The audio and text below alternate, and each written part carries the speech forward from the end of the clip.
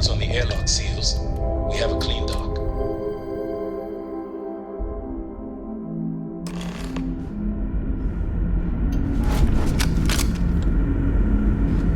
Stay alert. Weapons at the ready. Remain calm. You're human.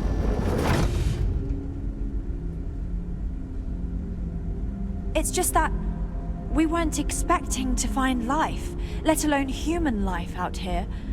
We thought we were the only ones to leave Earth. Perhaps we should greet our guests. Of course. Manners. I'm Captain Diana Brackenridge. This is Security Officer Bomani Reader. And this is Dr. Mabuti da Costa, one of our elders. A pleasure to meet you. I see. As you may have presumed, we're in a bit of a bind. Our ship has finally completed its near 200-year journey from Earth, only to find our new home seemingly colonized by... well, we don't know. Communications haven't been successful, so your arrival is fortuitous. Perhaps you'd be willing to act as a middle person between ourselves and... the others.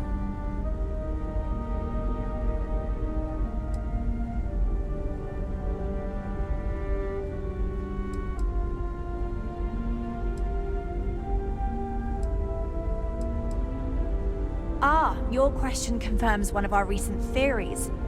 It would seem that some form of faster-than-light travel or space-bending technology was invented during our long journey. That would explain why we would find people this far out into space. I guess technology leapfrogged us at some point. Interesting. I can only imagine that our predecessors didn't believe the technology would ever work, and so they made the decision to leave when they did.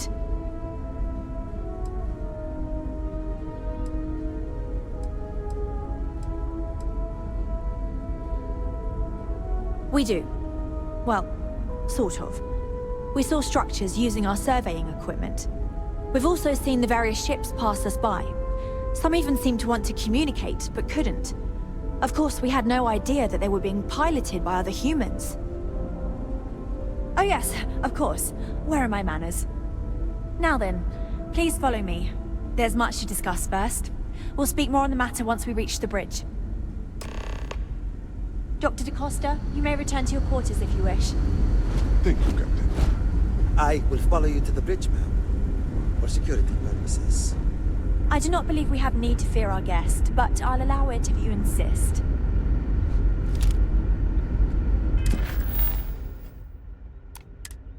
Welcome to the Earth colony ship Constant.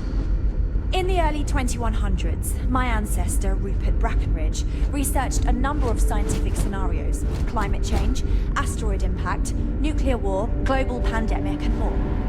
Each scenario showed the likelihood of an extinction-level event to be within 50 years. He fully believed Earth was destined to be rendered uninhabitable. We've always assumed that's what happened.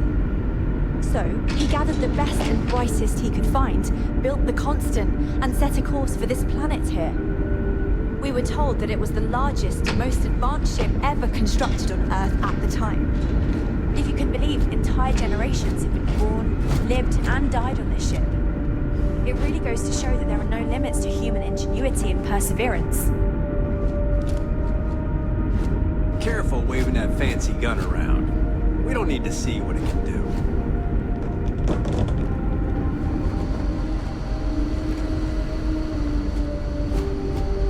So, here we are. Let's talk. Now that you're here, I can finally give my crew a chance at a new life.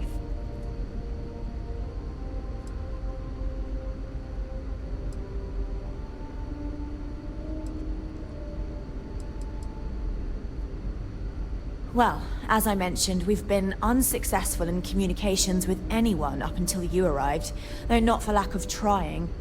But since you're asking, maybe you'd be willing to be a sort of diplomat between us and them as we attempt to resolve our situation. Does that sound agreeable to you? We know there's a settlement on the planet below, meaning people were here before us. You see, we intended to settle here, but we assumed that they intend to defend their claim given their presence here. We'd like you to go speak to them on our behalf and help us negotiate a solution, preferably one that favors us. Excellent. Make no mistake, this is our planet, and we intend for them to see this our way. So, speak with their leadership and see if you can negotiate a solution on our behalf. Preferably, get them to see things our way. Report back to me and let me know what they say, and we'll go from there. Thank you, and Godspeed.